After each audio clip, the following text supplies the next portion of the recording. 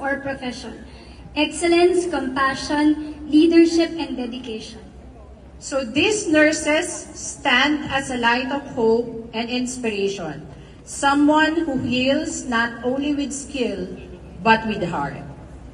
Tonight, we honor nurses whose service reflects the true commitment, integrity, and love for the profession.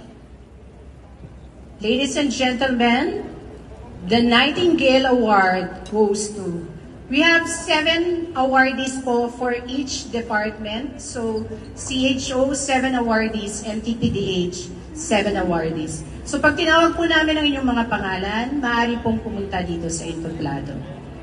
For CHO, Pinky Cruz,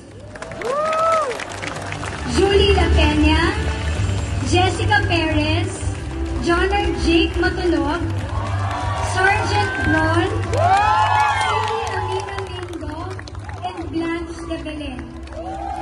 okay. So, CHO.